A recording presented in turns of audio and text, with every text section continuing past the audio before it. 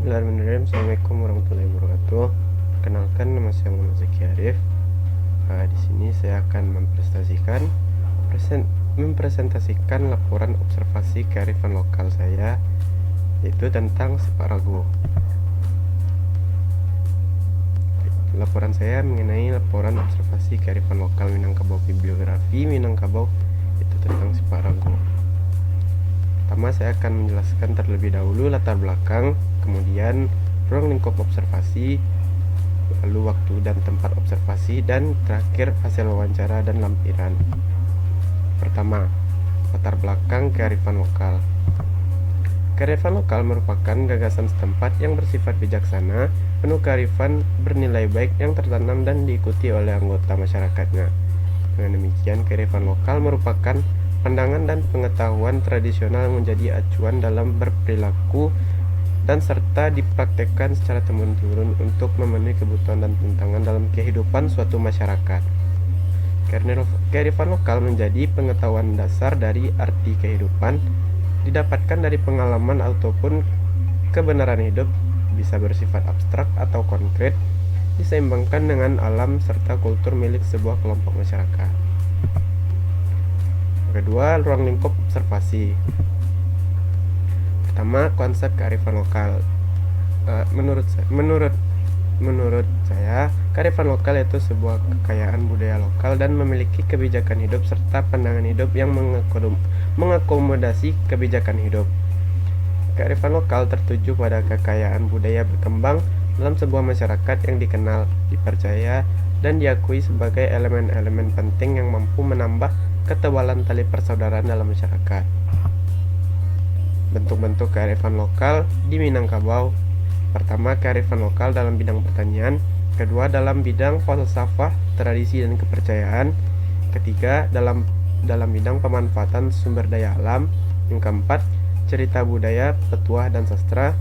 Kelima, bidang kesenian, hiburan, dan permainan anak nagari. Dan yang terakhir, bidang seni arsitektur rumah adat. Ketiga, tempat dan waktu. Tempat dan lokasi saya melakukan observasi yaitu Kelurahan Pasianan Tigo, Kecamatan Koto Tengah, Kota Padang, Provinsi Sumatera Barat. Saat itu saya melaksanakan observasi ini pada tanggal 24 Maret 2021 pada pukul 16.55 waktu Indonesia Barat. Sekilas info mengenai Koto Tengah. Wilayah ini terletak di 00 derajat 58 lintang selatan dan 99 derajat 36 bujur timur, 121 11 bujur timur. Berdasarkan posisi geografisnya, Kecamatan Koto Tengah ini memiliki batas wilayah, yaitu sebelah utara berbatasan dengan Kabupaten Padang Pariaman, sebelah selatan Kecamatan Padang Utara dan Kecamatan Nanggalo, sebelah barat Samudra Hindia, sebelah timur Kabupaten Solo. Kecamatan ini memiliki luas 232,25 km persegi, terletak 0 sampai 1.600 meter di atas permukaan laut, dengan curah hujan 384,88 mm per bulannya. Wilayah ini juga berada di pesisir pantai Kota Padang yang hampir berdekatan dengan Bandara Internasional Minangkabau. Karena kearifan lokal di sini cukup beragam, mengingat di setiap wilayah pasti memiliki ciri budaya khas masing-masing, sehingga keberagaman ini membuat masyarakat memiliki ragam budaya yang harus dijaga dan dilestarikan. Lalu keempat, hasil wawancara. Setelah melakukan wawancara, maka diperoleh informasi mengenai kearifan lokal, yaitu Sepak Rago. Menurut saya sendiri, kearifan lokal merupakan sebuah kebiasaan yang sering dilakukan oleh masyarakat yang sudah turun-temurun dilakukan. Kebiasaan tersebut dapat mengandung sebuah nilai ataupun adat istiadat yang perlu untuk dilakukan secara terus-menerus. Hal tersebut bertujuan untuk melestarikan nilai budaya yang dipunyai oleh setiap daerah di Minangkabau. Di bagian hasil wawancara ini terdapat hasil wawancara tentang Sepak Rago dan hasil dokumentasi dari wawancara mengenai Sepak Rago. Pertama, mengenai Sepak Rago. Sparago merupakan olahraga yang juga mengandung nilai kesenian tradisional pada anak nagari Kecamatan Koto Tangah dan sekitarnya. Pada zaman dahulu, Sparago dilakukan oleh para penghulu di kampung halamannya pada sore hari untuk mengisi waktu luang dan sebagai sarana hiburan. Tidak ada penilaian yang baku pada permainan ini karena permainan ini tidak dipertandingkan. Yang ada hanya penilaian pada kemahiran pemain dalam memainkan bola supaya tidak jatuh ke tanah. Permainan ini sekarang masih dapat dijumpai di daerah pinggiran Kota Padang dan juga daerah lain di Sumatera Barat. Akan tetapi di wilayah perkotaan sudah mulai ditinggalkan oleh masyarakat. Dalam konsep kearifan lokal, permainan Sparago menjadi tradisi warisan budaya dan hiburan yang harus dilestarikan bagi masyarakat Minangkabau karena memiliki nilai sosial dan budaya dalam permainan Sparago. Sparago adalah permainan tradisional dari Sumatera Barat. Permainan Sparago umumnya dimainkan pada upacara anak nagari, dimainkan oleh anak laki-laki dengan jumlah pemain 9 orang. Permainan yang digunakan yaitu bola yang terbuat dari anyaman rotan dengan diameter 15 cm. Permainan dilakukan di lapangan terbuka dengan membuat lingkaran yang garis tengahnya 4,5 meter. Kemudian dibagi menjadi 9 sektor dengan memberi tanda. Pemain berdiri pada sektor masing-masing dan seorang di tengah sebagai pembagi bola. Baik menerima maupun memberi bola harus melalui tendangan. Penilaian dalam Sparago dilakukan terhadap teknik serta gaya dalam menendang bola yang disebut renten. Lamanya permainan derap 15 menit sedangkan boko 30 menit. Dapat diperpanjang jika dianggap perlu oleh wasit. Dalam raga bentuk dan ciri khasnya, Sparago adalah permainan anak nagari Kota Tangah dan sekitarnya. Pemain membuat lingkaran dan memainkan bola selama mungkin hingga tidak terjatuh ke tanah. Kaki yang digunakan dalam menendang bola hanya dari mata kaki hingga telapak kaki. Bola yang digunakan berasal dari anyaman rotan yang mirip dengan bola takraw, serta cara memainkannya dengan memberikan bola ke arah pemain lain dengan gaya dan khas kesenian silat yang menjadi ciri khas dari Sparago ini. Permainan Sparago ini dimainkan pada sore hari atau disebut juga dengan parintang hari.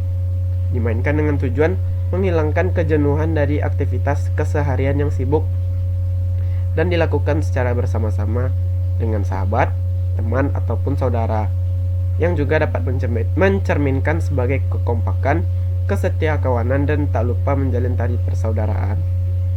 Namun saat ini eksistensi Sparago mulai menghilang karena perkembangan zaman yang mana permainan gadget dan internet lebih menarik dibandingkan olahraga.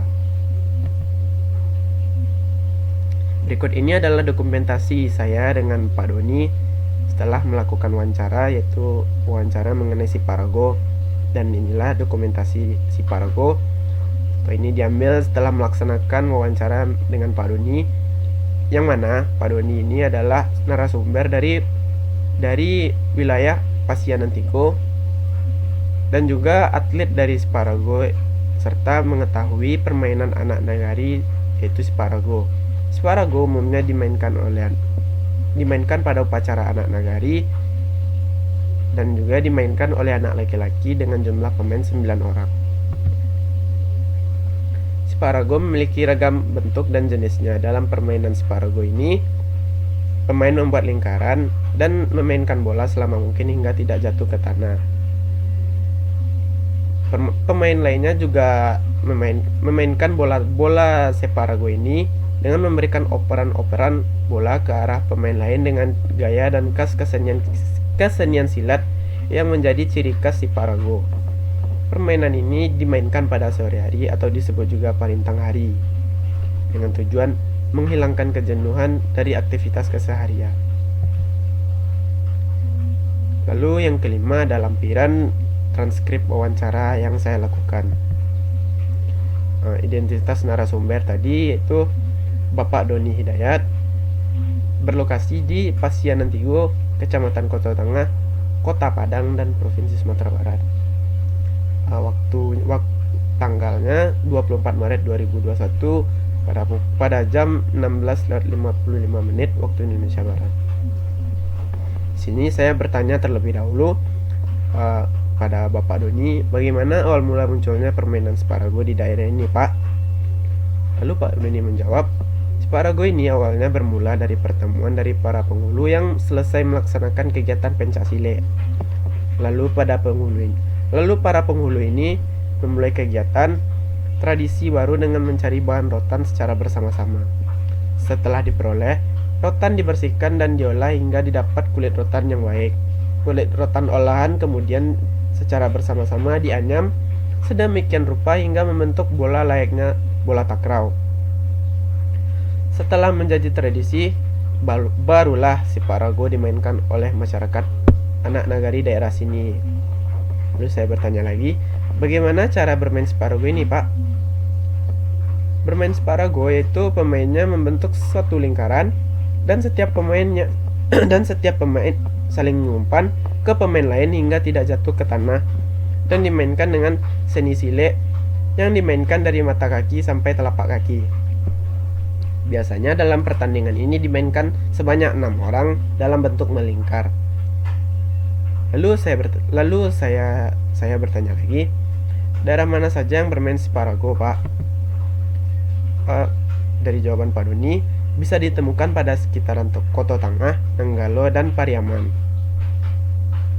Lalu saya kembali bertanya, menurut Bapak, nilai-nilai yang dapat diambil dalam Sparago ini apa saja, Pak?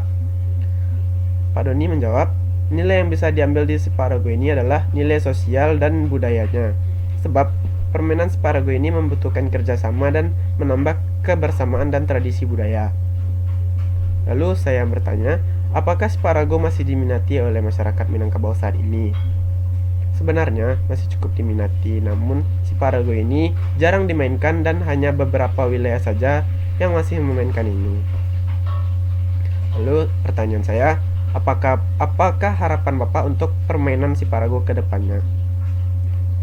Pak Doni langsung menjawab, semoga untuk hari selanjutnya permainan Sparago bisa dimainkan oleh anak nagari sehingga permainan Sparago ini terus dilestarikan. Selain itu, Sparago juga harus diadakan perlombaannya di seluruh wilayah Indonesia dan mancanegara yang menjadi bukti warisan asli budaya Minangkabau. Sekian video dari presentasi mengenai laporan observasi kearifan lokal saya. Terima kasih. Assalamualaikum warahmatullahi wabarakatuh.